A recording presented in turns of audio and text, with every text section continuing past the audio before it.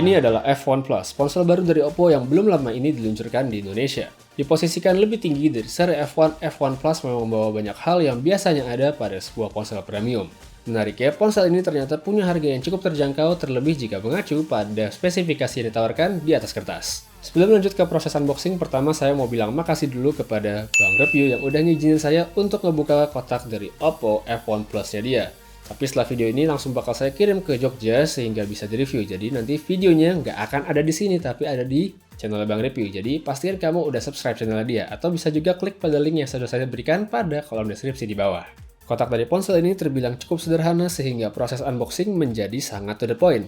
Selain sudah pasti ada unitnya yang ini berwarna gold, hal lain yang ada meliputi SIM card ejector, manual, soft case transparan, kepala charger besar untuk fitur full flash charging, kabel data, dan tentunya earphone.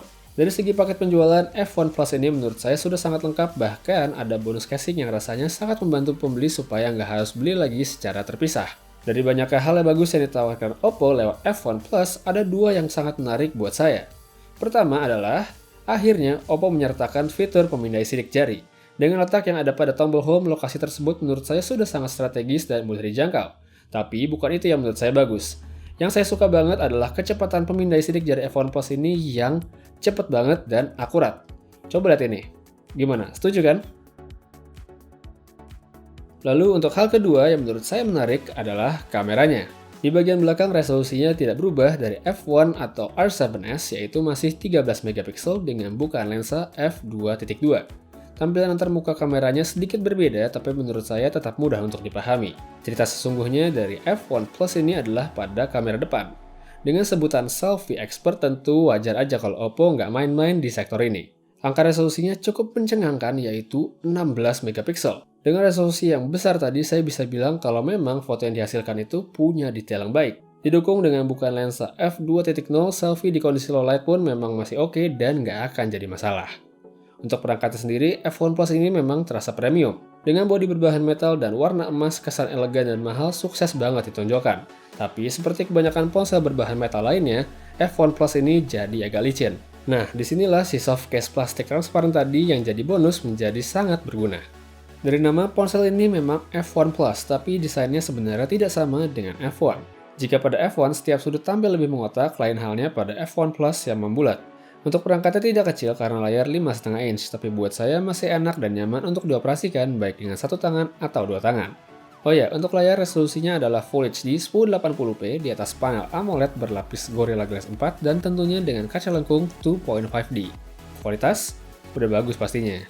Di bagian software, Oppo membawa hal baru yaitu ColorOS 3.0 atau ColorOS versi 3. Buat yang sudah familiar dengan ColorOS mungkin akan langsung sadar dengan perubahan yang ditampilkan. Ada beberapa icon yang berganti desain, bentuk notification bar dan menu multitasking yang baru, serta beberapa perubahan lainnya. Secara pribadi saya lebih senang sih dengan tampilan ColorOS versi 3 ini dibanding sebelumnya karena terasa lebih segar. Terus, untuk spesifikasi hardware, F1 Plus ini bisa saya bilang menjanjikan. Prosesornya menggunakan MediaTek MT6755 atau yang akrab disebut dengan Helio P10 atau P10. RAM-nya 4GB dan dibekali kapasitas internal ekstra besar 64GB yang bisa diekspansi dengan microSD sampai 128GB. Untuk slot microSD sendiri itu menggunakan slot SIM card kedua, jadi pengguna F1 Plus harus pilih mau pakai 2 SIM card atau 1 SIM card dengan microSD. Untuk performa sebenarnya saya nggak bisa komentar banyak karena memang cuma pegang sebentar, tapi buat kamu khususnya yang suka atau selalu menilai lewat Antutu, angka yang didapatkan oleh Oppo F1 Plus adalah, segini. Kelihatan nggak? Gimana menurut kamu?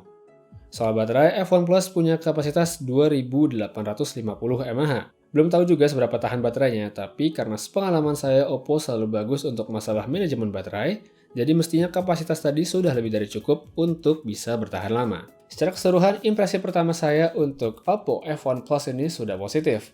Desainnya oke, performa serta baterainya cukup menjanjikan, tampilan user interface yang barunya juga segar, dan tentunya punya kamera yang spesial buat kamu yang suka selfie. Ya, namanya juga selfie expert ya kan?